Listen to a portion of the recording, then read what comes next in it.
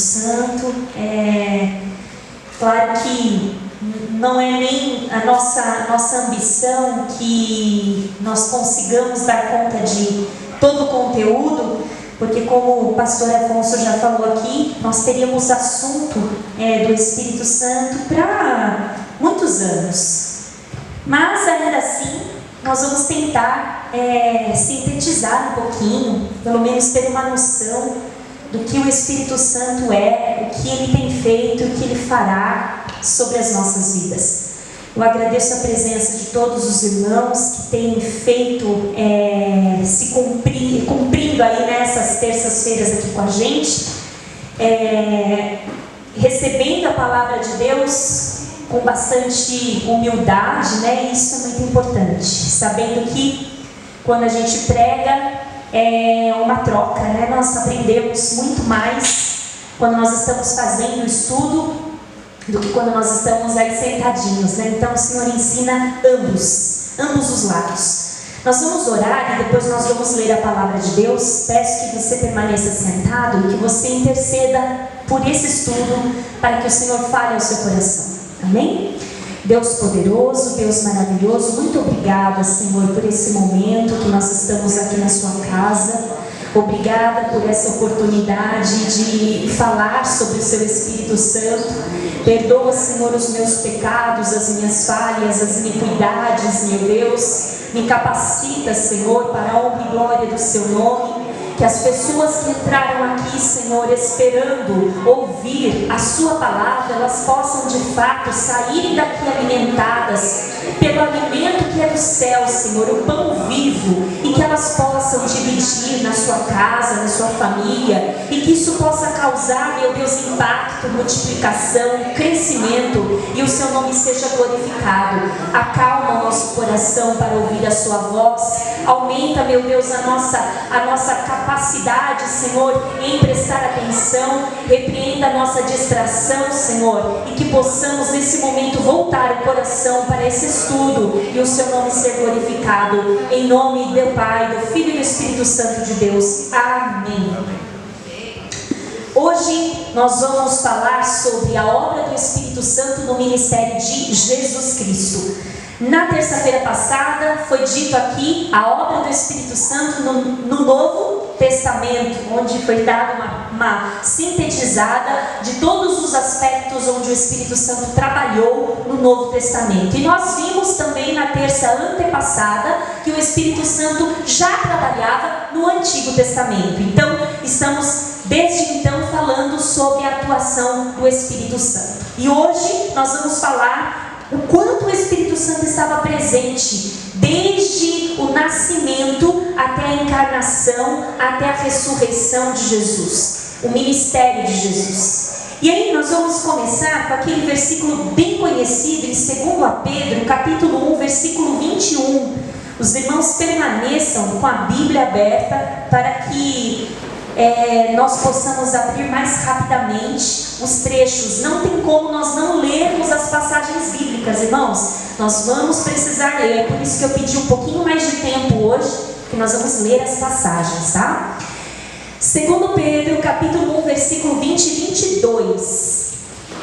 Diz assim, sabendo primeiramente isto, que nenhuma profecia da Escritura é de particular interpretação, porque a profecia nunca foi produzida por vontade de homem algum, mas os homens santos de Deus falam inspirados pelo Espírito Santo. Então nós lemos isso já algumas vezes nessas terças-feiras, e a palavra de Deus nós já vimos que ela é viva e ela é eficaz. Isso significa que ela serve para todos os tempos.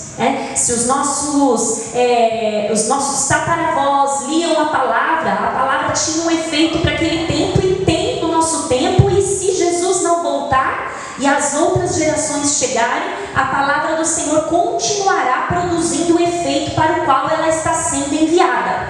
Quer seja enviada por uma criança, por um adulto, por um velhinho, a palavra do Senhor ela será enviada. E se porventura os seres humanos não falarem da palavra de Deus, a natureza falará. Então sempre haverá alguém propagando a palavra de Deus. Então ela existe não por inteligência humana. Esse versículo aqui, Pedro está dizendo, não foi por capacidade humana. Os profetas e os próprios autores da palavra de Deus recebiam a palavra, como nós já falamos, como inspiração dos céus, pelo Espírito Santo. Muitas vezes esses profetas e autores nem sabiam direito o que eles estavam escrevendo e nem para que eles estavam escrevendo. No entanto, como eles eram instrumentos de Deus, eles recebiam a mensagem pura, limpa e deixavam de fora o que? As suas opiniões pessoais. Então aqui não tem opinião pessoal do autor, aqui é pura inspiração de Deus. E hoje importa para nós a mesma coisa. Quando nós subimos aqui, ou quando nós vamos visitar outras igrejas, nós esperamos que do púlpito não saia opiniões particulares, opiniões pessoais, e sim que flua tão somente o que? A palavra de Deus. Nós estamos aqui para que ela seja pregada, ensinada. Então, os nossos achismos, a nossa opinião, se eu concordo com a mensagem, se eu discordo da mensagem, se eu gosto da mensagem, se eu não gosto da mensagem, não importa. A mensagem tem que ser pregada. E como já foi dito aqui, importa mais a mensagem do que o mensageiro. Muitas vezes nós olhamos aí de baixo, de repente alguém vem pregar aqui, significa que essa pessoa está fazendo 100% do que ela está pregando? Não, porque se eu deixar para pregar tudo o que eu vivo tão somente, pregaria pouca coisa, sim ou não? Pregaríamos pouca coisa. No entanto, quando nós subimos aqui, nós pregamos para quem está ouvindo e o Espírito Santo para nós. Então é um aprendizado, né? E quando nós estamos aqui, a palavra do Senhor ela vai fluir sem impedimento. É para isso que ela vai sendo semeada, né? Nos corações. E nós não percebemos. Mas enquanto a palavra de Deus está sendo semeada, quer o mensageiro entenda ou não, ou ele está sendo julgado aí de baixo, por exemplo, alguém deve estar falando, olha lá, está falando disso, mas eu vi ele fazendo tal coisa. Esquece o mensageiro.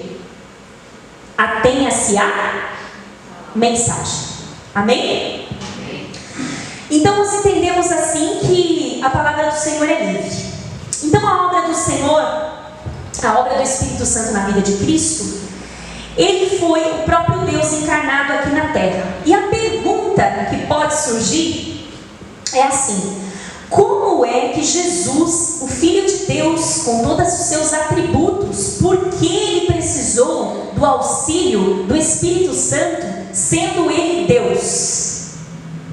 É baseado nesse questionamento que algumas seitas ignoram o Espírito Santo ou ignoram a divindade de Cristo. Porque se ele precisou do Espírito Santo, muitas seitas dizem, então ele não era Deus? E aqui, justamente isso, as pessoas se desviam do ensinamento principal, porque nós estamos falando da Trindade, né? Jesus, antes de tudo, quando ele foi colocado aqui na terra, quando ele foi planejado por Deus, ele tinha duas naturezas. Uma natureza dele era humana e uma natureza divina, certo? Duas naturezas. Nós só temos uma, a natureza humana, pecaminosa. O Senhor Jesus, uma pessoa com duas naturezas, natureza divina e natureza humana. Por que natureza humana? Como homem, como Jesus homem, ele não era onipresente, ele não era onipotente, onisciente, não. Mas como homem, ele conseguia sentir na pele o nosso sofrimento, a nossa dor, a nossa tristeza, a nossa angústia, ao passo de dizer, eu me compadeço por você, eu me compadeço com a sua dor, com a sua tristeza, com a sua angústia, porque eu também sofri, eu também fui traído, eu também fui abandonado. Então ele se colocou no nosso lugar inteiramente como homem. Como Deus, ele era onipresente, onisciente, né? Onipotente, como Deus. Então essas duas naturezas estavam em Jesus. conferir que tem coisas que, como humano, natureza humana, ele não sabia. Marcos, capítulo 13 e o versículo 32. Olha que interessante. Curiosidade para nós.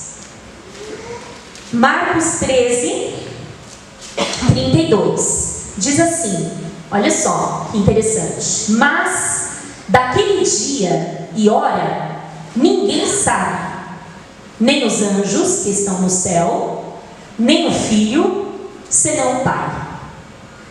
Você acha que Jesus, como parte da Trindade, ele não sabe o dia nem a hora? Sabe? Mas Jesus, como homem, nesse momento aqui, ensinando natureza humana, ele não sabia. Quando que isso foi revelado para ele? Apocalipse, capítulo 1 e o versículo 1. Apocalipse, capítulo 1 e o versículo 1. Diz assim, olha que interessante. Revelação de Jesus Cristo, a qual Deus lhe deu. Deu para quem? Para Jesus Cristo, para mostrar aos seus servos as coisas que brevemente devem acontecer. E pelo seu anjo as enviou e as notificou a João, seu servo, o qual testificou da palavra de Deus e do testemunho de Jesus Cristo e de tudo o que tem visto. Então, quando Jesus ascendeu ao céu e ele de fato foi morar ali à destra de Deus, tudo, mas como natureza humana, ele estava ali sofrendo, pregando, levando o evangelho. E qual que é o papel do Espírito Santo então na vida de Jesus? Por que Jesus precisava? O Senhor Jesus, ele precisou do auxílio do Espírito Santo nos momentos do seu ministério e do seu sofrimento, para mostrar para nós o quanto nós necessitamos também do Espírito Santo. Se Jesus, sendo Deus, quis o Espírito Santo junto dele, quanto mais nós, na nossa natureza fraca, pecaminosa. Então o Espírito Santo, ele vem para executar o plano. Deus planeja, o Espírito Santo executa. Olha que interessante. Mas os três é uma pessoa só. Ai, Carol, mas não dá para entender. Não é compreensível a Trindade. E não é para ser. Porque senão não seria Deus. A nossa mente não consegue entender a Trindade. Tem gente que tenta explicar a Trindade assim, olha, a Trindade é como se fosse a casca, a gema e o ovo. Não, porque são três coisas distintas. Então não adianta tentar entender esse mistério, mas se apegue na Trindade, creia na Trindade e aprenda que sem a Trindade nós não somos nada. Amém? Então Jesus, lá em Hebreus, capítulo 10, versículo 5, Jesus já sabia, quando ele foi enviado, qual era o motivo pelo qual ele estava sendo enviado. O Espírito Santo já começou com revelações no Antigo Testamento, revelações no Novo Testamento, para os profetas, que ele haveria de vir. Então, em Hebreus capítulo 10, versículo 5, vai dizer o seguinte: pelo que, entrando no mundo, diz. Quem estava entrando no mundo? Jesus. Então, pelo que, entrando no mundo, diz: sacrifício e oferta não quiseste, mas corpo me preparaste. Aqui, nesse versículo, já estava revelado. Vocês sabem que a Bíblia não está em ordem cronológica, certo? Aqui estava revelado que o Senhor Jesus, ele viria para o mundo e o sacrifício seria o quê? O seu próprio corpo. Aqui ele já estava bem claro. Aí em Isaías capítulo 7, não perca nem um pouquinho, irmãos, porque é muito bom aprender sobre o Espírito Santo. Isaías capítulo 7 e o versículo 14 diz assim: portanto, o mesmo Senhor vos dará um sinal. Eis que uma virgem conceberá e dará à luz um filho, e será o seu nome Emanuel. Isso o profeta Isaías já falando sobre o nome, como ele viria, no corpo de quem. Agora vamos em Miqueias, capítulo 5, e o versículo 2. Olha a profecia: e tu, Belém, Efrata, posto que pequena entre milhares de Judá, de ti me sairá o que será Senhor em Israel, e cujas origens são desde os tempos antigos, desde os dias da eternidade. Quem é que nasceu em Belém? O próprio Jesus. E aí, já dizendo que ele viria do corpo de uma mulher, já dizendo aí que era uma virgem, justamente para assustar as pessoas, para dizer assim: olha, o Messias vem no corpo de uma mulher que nunca teve contato sexual, ele nascerá daí e será concebido pelo Espírito Santo. Então não haverá nenhum tipo de interferência humana, vai ser pelo Espírito Santo. Imagina, quem recebia essa profecia, acha que estava entendendo 100%? Não, mas estava lá, escrevendo e profetizando: ó, vai vir de uma virgem, conceberá em Belém. Mas Belém é uma cidade tão pequena, tão improvável. O Messias nascer em Belém, numa cidade tão pequena e improvável, pobre, que não tem destaque. Então os profetas recebiam isso e escreviam. E aí o Espírito Santo, assim como ele desceu, olha que coisa linda, assim como ele desceu no tempo de Atos, e quando a gente vê que uma pessoa tem uma revelação, o Espírito Santo desce sobre Maria. Tenta imaginar, o Espírito Santo ele desce sobre Maria e ela gera. Do quê? Do ventre dela, do nada, ela gera. E a partir do momento que o Espírito Santo desce nela, o embrião é formado. Não é bonito? É inacreditável para alguns. Isso é história. Imagina. O Espírito Santo, então, ele, desde esse momento, ele está fazendo a concepção de Jesus um milagre. Já veio um milagre. Nós vamos lá em Mateus 1, versículo 18. Mateus 1, versículo 18. O Senhor está nos lembrando do seu nascimento para dizer que há esperança. Há esperança para nós, para todas as nossas causas. Enquanto nós estamos nesse mundo tão horrível, ainda há esperança para nós, porque ele nasceu, um menino nos nasceu. Mateus 1, versículo 18. Ora, o nascimento de Jesus Cristo foi assim: estando Maria, sua mãe, desposada com José, antes de se ajuntarem, esse ajuntarem é o relacionamento, a relação mesmo sexual, achou-se ter concebido do Espírito Santo. Então, esse acontecimento, essa descida do Espírito Santo promoveu o nascimento de Jesus.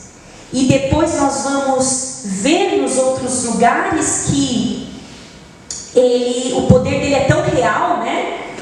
E nós vamos ver que tudo era um plano, porque José, seu pai, era da linhagem de Davi, e Maria, sua mãe, era da linhagem de Eli. Então, tudo quanto os profetas profetizaram aconteceu, se cumpriu.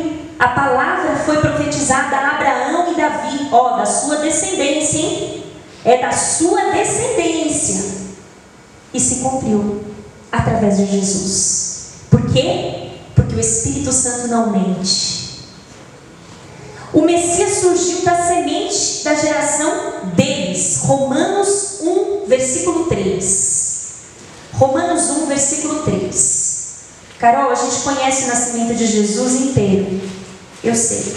Romanos 1, versículo 3. 1:3. Acerca de seu filho, que nasceu da descendência de Davi segundo a carne, declarado Filho de Deus, em poder, segundo o Espírito de santificação pela ressurreição dos mortos, Jesus Cristo, nosso Senhor. Aí em Gênesis vemos uma profecia se cumprindo. Gênesis 3, versículo 15. O Espírito Santo também já estava lá. E ele disse: a semente da mulher. Que mulher era essa? A semente da mulher haverá de esmagar a cabeça da serpente. Maria. Lá em Gênesis, capítulo 3, versículo 15. A semente da mulher, ou seja, o filho da mulher. Depois, em João 1,14, diz assim: a palavra vai se tornar carne. João 14. João 1,14. Vamos ler para memorizar. João 1,14.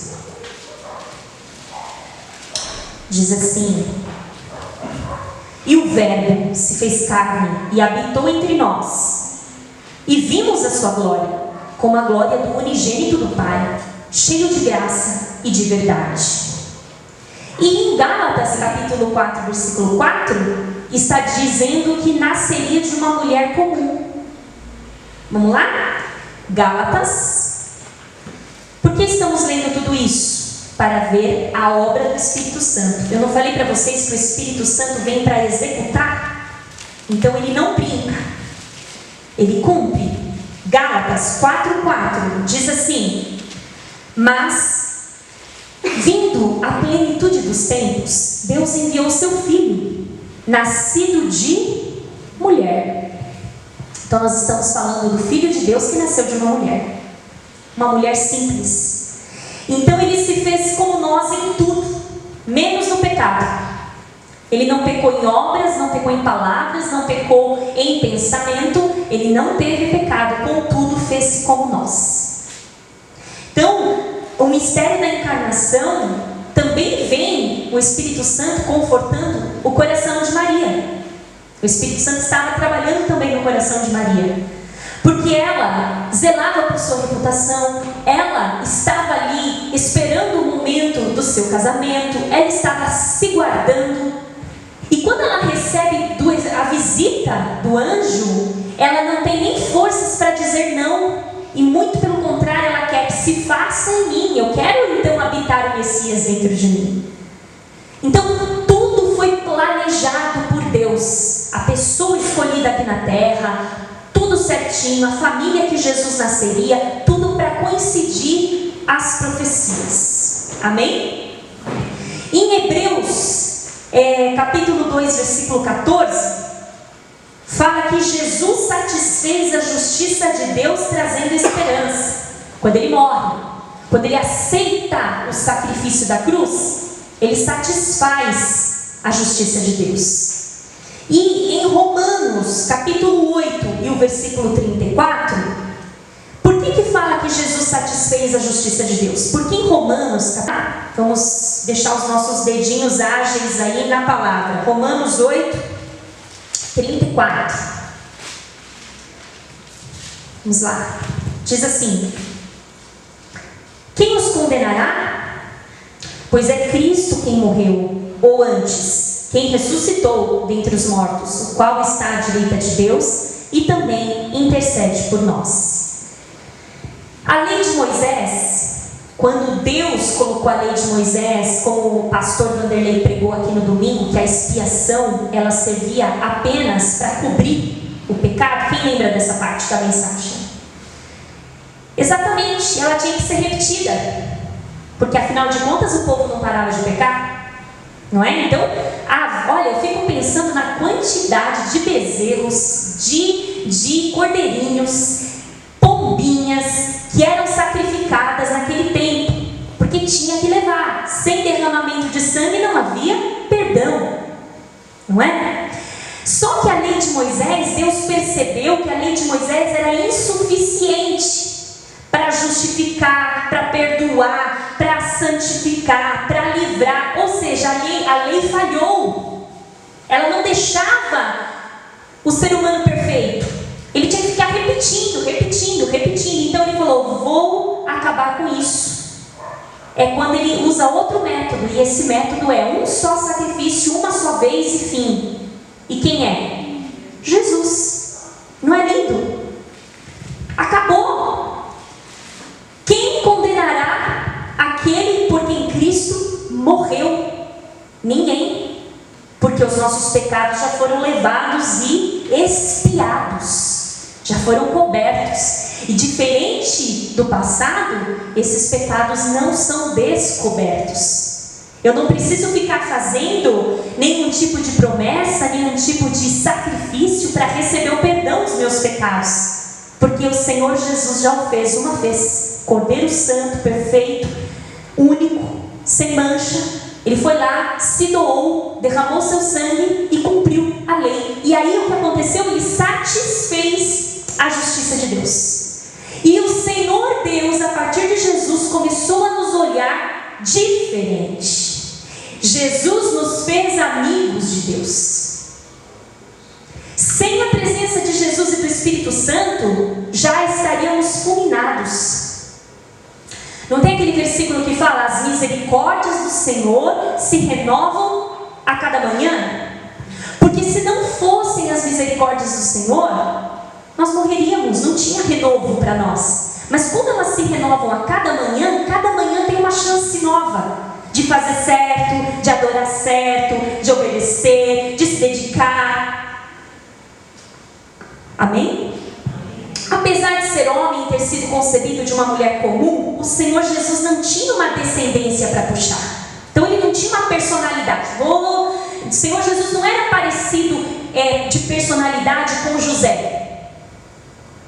Também não era parecido de personalidade com Maria. Mas ele era parecido com Deus. A personalidade de Jesus era santa. E por toda a sua caminhada, desde a sua infância, como ele não...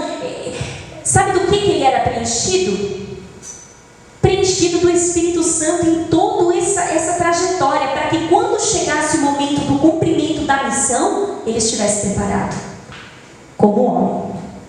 Então o Espírito Santo descia sobre ele, desde o seu nascimento. Como qualquer criança normal, ele cresceu fisicamente, brincava. Não pense que Jesus foi uma criança que, vou te revelar, vou te curar. Não tinha isso. Que às vezes, quando a gente pensa assim, mas como será que era ser criança, com Jesus? Vamos multiplicar o doce? Vamos multiplicar a bala? E não! Jesus foi uma criança normal. Mas a palavra nos deixa entender que ele crescia em sabedoria e conhecimento. Porque quem o ensinava não eram seus pais. Quem o ensinava era o próprio Espírito Santo. O enchia, o preenchia do que ele precisava responder, falar, sentir, andar. E o como. E aí eu tenho uma série de versículos aqui para citar para vocês. Vou ler só um. Está em Isaías 11. Isaías 11, versículo 1, muito conhecido. Isaías 11, versículo 1, bastante conhecido. Diz assim, porque brotará um rebento do tronco de Jessé, e das suas raízes um renovo frutificará, e repousará sobre ele o Espírito do Senhor, e o Espírito de sabedoria, e o Espírito de inteligência, e o Espírito de conselho, e o Espírito de fortaleza, e o Espírito de conhecimento, e o Espírito do temor do Senhor. Será que ele era cheio do Espírito Santo? Era um só Espírito que dava conhecimento, fortaleza, entendimento, conselho, inteligência, sabedoria, força e temor do Senhor. Depois, se você quiser ler na sua casa, leia em Hebreus capítulo 7, versículo 26, também tem falando sobre isso, Lucas 1:35 e João 3:34, todos falando sobre a essência do crescimento de Jesus. Tudo o que aconteceu no crescimento espiritual de Jesus foi obra do Espírito Santo. Como ser humano, Jesus também aprendeu coisas. Hebreus capítulo 5, versículo 8. Como ser humano, ele aprendeu coisas. Hebreus capítulo 5 e o versículo 8. Diferentemente, ele praticava. E diz assim, ainda que era filho, Hebreus capítulo 5, versículo 8, ainda que ele era filho, aprendeu a obediência por aquilo que padeceu. Então o Senhor Jesus aprendeu a ser obediente aqui na terra, por tudo que padeceu. Então o Espírito Santo capacitou Jesus com poderes sobrenaturais, palavras que transformavam vidas. O olhar de Jesus era um olhar de amor, um olhar que não precisava falar, era mais profundo do que 1000 palavras. Era um olhar revelador, um olhar cheio de graça e do poder de Deus. Porque nele estava o Espírito Santo. Em Isaías 61, versículo 1 diz assim: o Espírito do Senhor Jeová está sobre mim, porque o Senhor me ungiu para pregar boas novas aos mansos, enviou-me a restaurar os contritos de coração, a proclamar liberdade aos cativos e abrir a prisão dos presos. O próprio Jesus leu essa passagem, Isaías 61, versículo 1, lá em Lucas, quando ele estava falando da palavra. Então ele estava testificando, ele estava dentro da sinagoga de Nazaré e ele disse: o Espírito do Senhor Jeová estava sobre mim. Ou seja, o Senhor Jesus, ele estava com o manuscrito do Antigo Testamento nas mãos. Ele estava explicando toda a doutrina naquele exato momento e ele estava querendo que o povo entendesse que o que ele estava falando era do Espírito Santo. Ele não estava falando de sabedoria humana, ele estava falando do Espírito Santo. E assim como Isaías aqui estava proclamando a liberdade dos judeus da Babilônia, Cristo estava proclamando a liberdade e ainda proclama a liberdade nos nossos dias, para nos tirar da prisão que tanto nos persegue. Quando nós não estamos presos de um jeito, nós estamos presos de outro. Justamente porque a palavra de Deus diz, o Espírito Santo de Deus nos dá liberdade, não é? Muitas vezes Satanás quer dizer aí, tá vendo? Se você tivesse o Espírito Santo de Deus, você era livre. Livre da sua depressão, livre da sua tristeza, livre da sua angústia. Mas o Senhor Jesus nos lembra nessa noite que nenhuma condenação há para aqueles que estão em Cristo Jesus. Essas são lutas que nós estamos passando aqui e não quer dizer a ausência do Espírito Santo nas nossas vidas. Amém?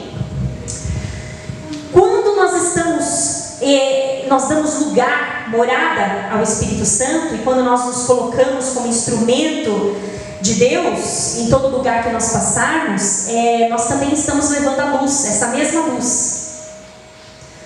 Quando nós levantamos a nossa voz para pregar, quando nós estamos dando bom exemplo dentro ou fora de casa, é a mesma coisa de nós estarmos dizendo assim: o Espírito do Senhor Jeová está sobre mim, Ele me levantou, Ele me ungiu para pregar as boas novas.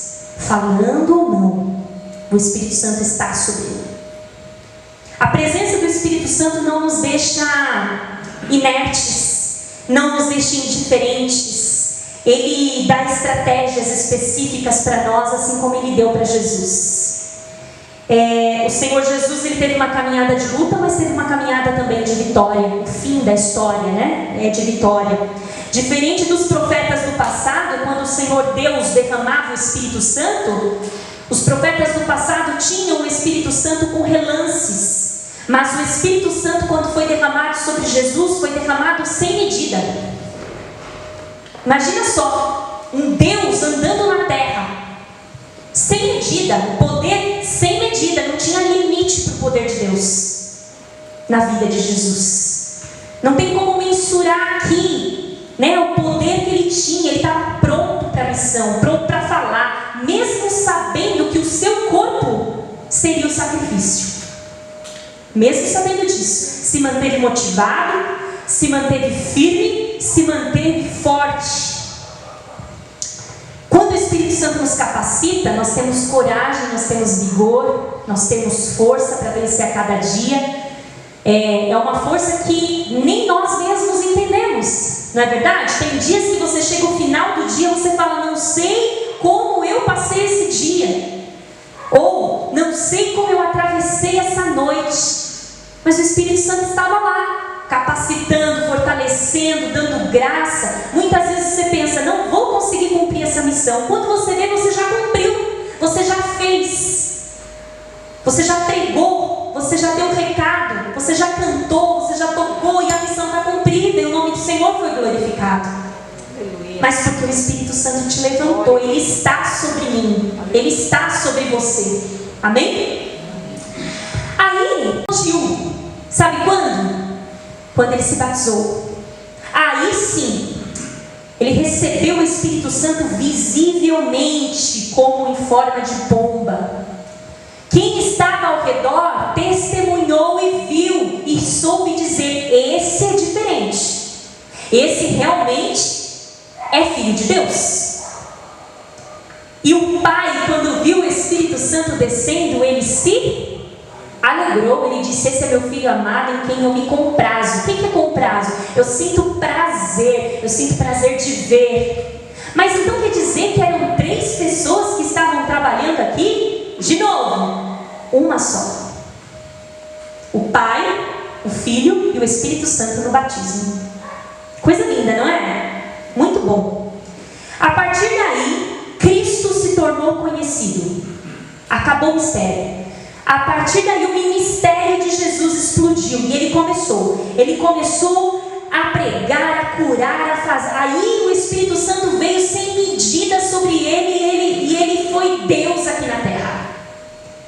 Nós não precisamos testificar de nós. O Espírito Santo testifica de nós. Nós não precisamos dizer que somos capazes. O Espírito Santo vai mostrar que somos capazes, porque Ele está em nós. Amém? Muitas vezes nós queremos que alguém enxergue a nossa habilidade. Olha, eu sei cantar.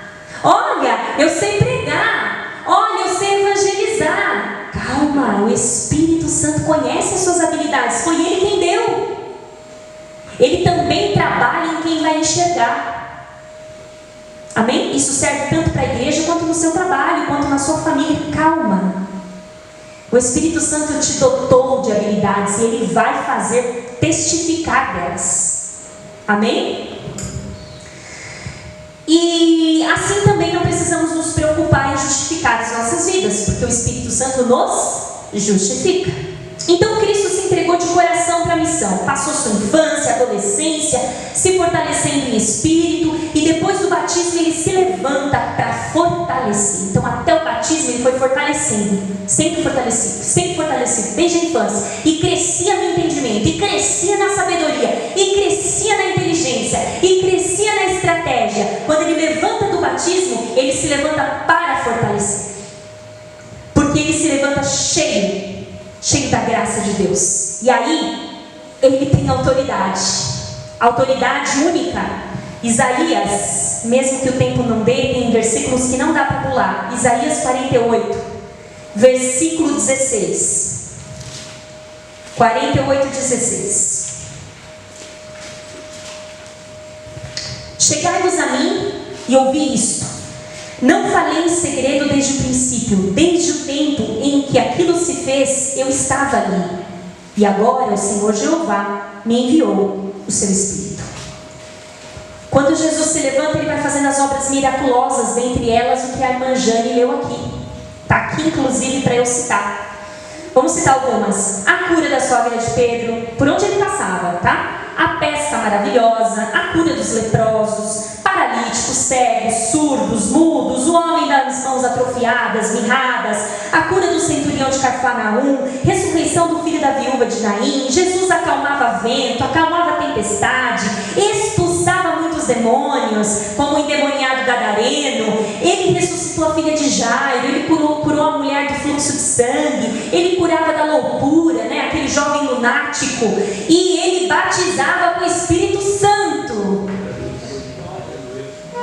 Dentre outras coisas, como foi dito aqui numa das terças-feiras, se fosse citar todos os feitos, como eu estava pensando, esses são os feitos que foram registrados. Mas quando nós estamos lendo o Antigo Testamento, não sei se vocês já perceberam, fala assim: e Jesus passou naquela cidade e fez muitos milagres.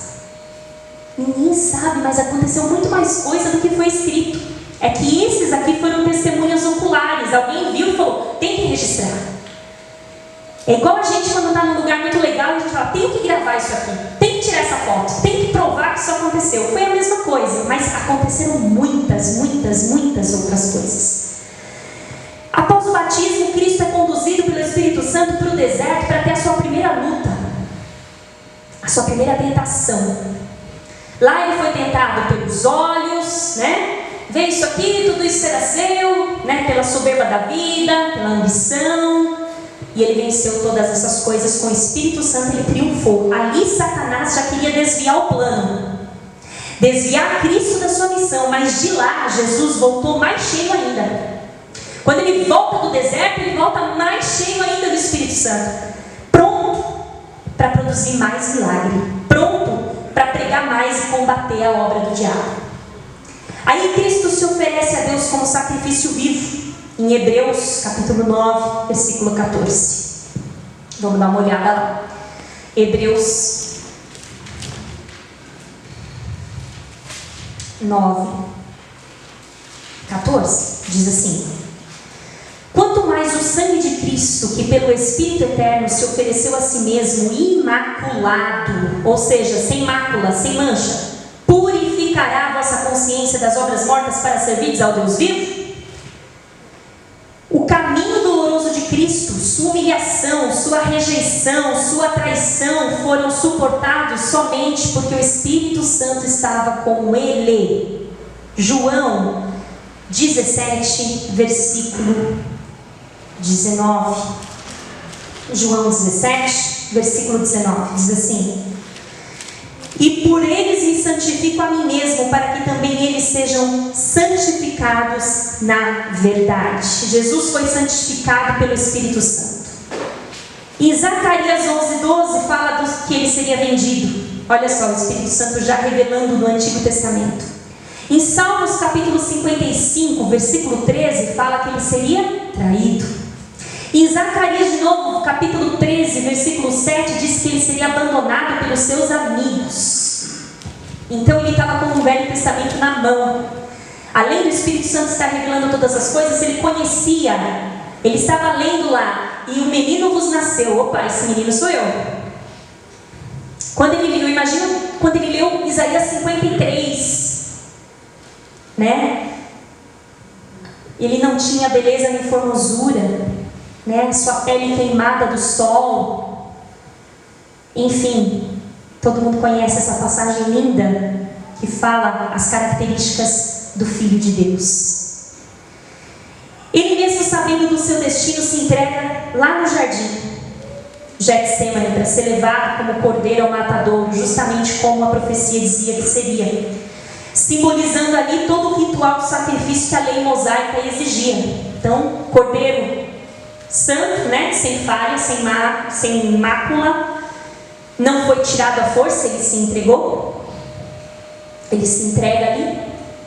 Dali ele é levado à sua obediência, ele é levado até a morte.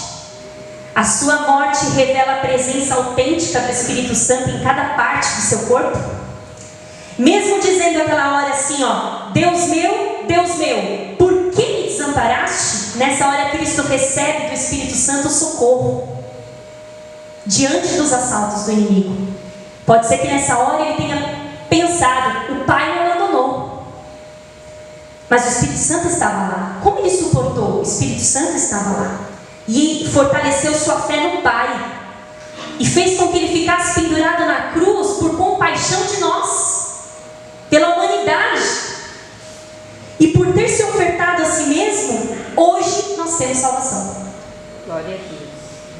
Como esse corpo ele foi ofertado a si mesmo, nós temos salvação. Aí foi feito o pacto, o elo. Com os sofrimentos e a morte de Cristo, o pacto foi selado com Deus.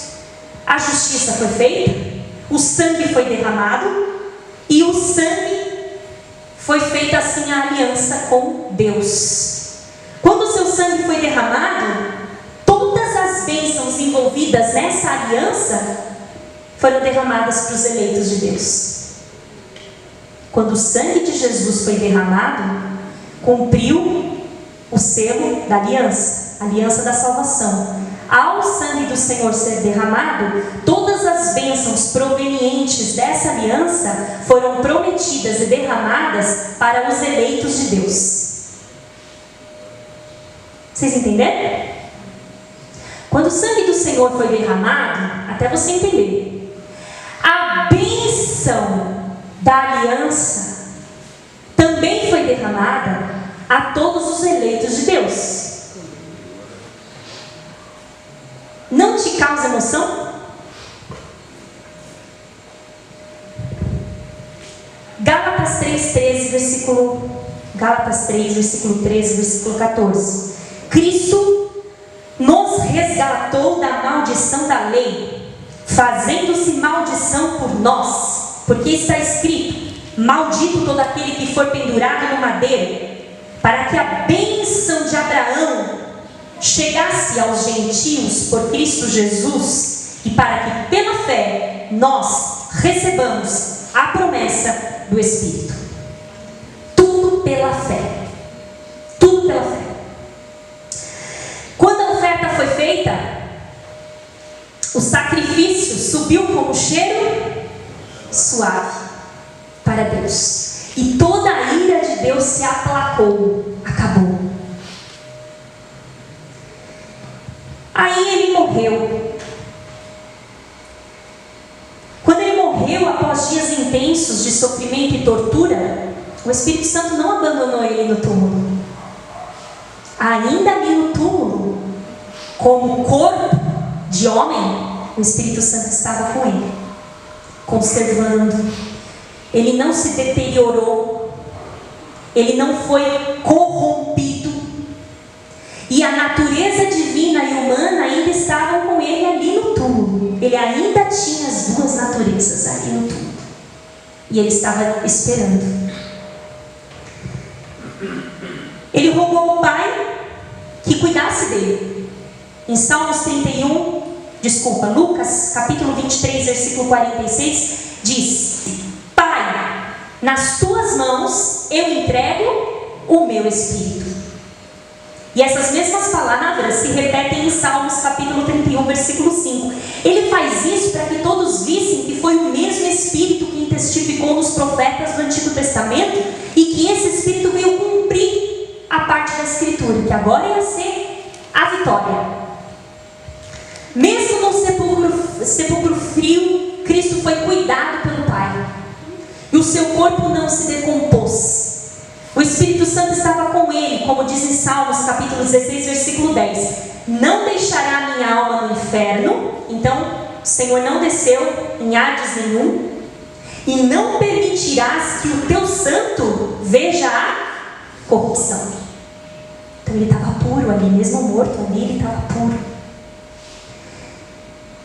Aí, em Isaías capítulo 53, versículo 9, foi profetizado que ele ia ser enterrado, que ele ia ter um enterro, que ele ia ser tratado como santo de Deus, né? Isaías 53, versículo 9 diz assim: E puseram a sua sepultura com os ímpios e com o rico na sua morte, porquanto nunca fez injustiça nem houve engano algum na sua boca. Quem fez o enterro de Jesus? Quem providenciou tudo? Foi um homem de muitas posses, não foi? Isaías 53, 9 já estava dizendo isso, que um homem muito rico, né, cuidaria dessa parte. Em Salmos 34, não vou ler, mas vocês anotem, Salmos 34, versículo 20, fala sobre os ossos dele, que não seriam quebrados. Em Zacarias 12, versículo 10, fala que o lado dele seria traspassado. Ele sabia disso.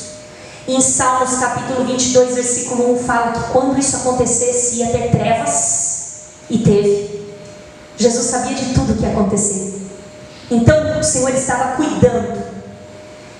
E a prova que o Senhor estava cuidando é que o próprio Espírito Santo levanta Jesus da sepultura. A prova que ele não foi deixado, abandonado, foi a sua ressurreição. O Espírito Santo, o próprio Deus ressuscita Deus. Entende? O próprio Deus. Jesus não teve alguém para ressuscitá-lo. Ele se ressuscitou. O Espírito Santo estava ali. Isso está em João, capítulo 10, versículo 17 e 18. E aí o seu corpo e alma foram novamente unidos. E através desse Espírito nós também seremos levantados. O mesmo poder que ressuscitou Cristo é o poder que nos faz nascer de novo. O mesmo Espírito Santo que levantou Cristo da tumba é o poder que nos faz nascer de novo. Nova criatura, é o mesmo Espírito Santo de hoje. Através do Espírito Santo, Cristo está sentado à direita de Deus. E essa será a mesma transformação que ocorrerá em nossos corpos. Ele santificará os nossos corpos e glorificará os nossos corpos. 1 Coríntios, capítulo 6, versículo 14. 1 Coríntios, capítulo 6, e o versículo 14, diz assim: ora, Deus, que também ressuscitou o Senhor, nos ressuscitará a nós pelo seu poder. Amém? O ministério de Cristo não parou. Depois que ele foi para a direita do Pai, teve a ascensão, certo? Ele derramou o Espírito Santo sem medida para os apóstolos. Os apóstolos fizeram toda a evangelização que era necessária ser feita, curas, milagres, sinais e prodígios.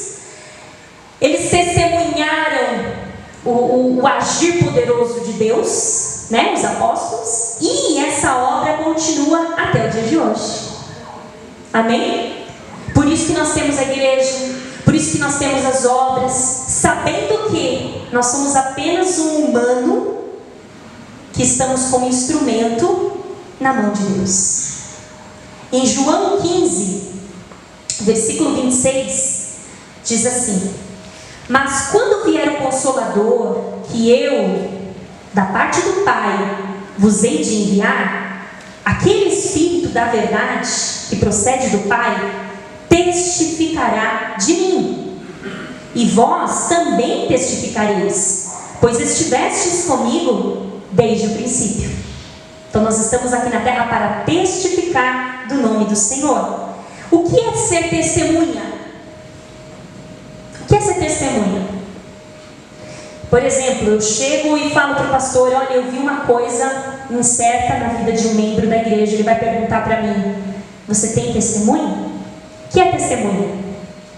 Prova. Prova, o que mais?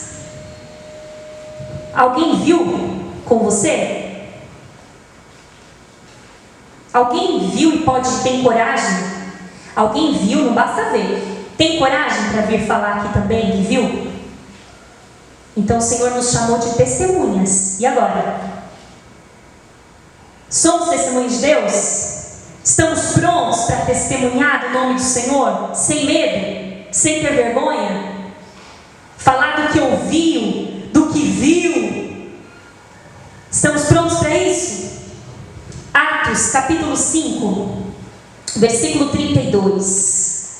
Atos 5, versículo 32, diz assim: e nós somos testemunhas acerca destas palavras, nós e também o Espírito Santo que Deus deu àqueles que lhe obedecem. E por último, Hebreus, capítulo 2, e o versículo 4. Hebreus 2, e o versículo 4 diz assim: testificando também Deus com eles por sinais e milagres e várias maravilhas e dons do Espírito Santo. É uma pergunta: versículo 13: como escaparemos nós se não atentarmos para uma tão grande salvação, a qual, começando a ser anunciada pelo Senhor, foi-nos depois confirmada pelos que a ouviram, testificando também Deus com eles por sinais e milagres e várias maravilhas e dons do Espírito Santo, distribuídos por sua vontade? Como não testemunhar disso? Como não falar disso? Amém? Então, terminamos aqui a obra do Espírito Santo na vida e no ministério de Jesus. Concluímos aqui que o Senhor foi ungido, levantado pelo Espírito Santo, para hoje também nós recebermos a mesma força. Concluímos também que se o Senhor Jesus fez questão e precisou da presença do Espírito Santo, eu e você muito mais. Que isso seja parte da nossa oração, que isso seja parte do nosso querer, que isso seja parte do nosso desejo. Amém? Amém. Que Deus abençoe a todos.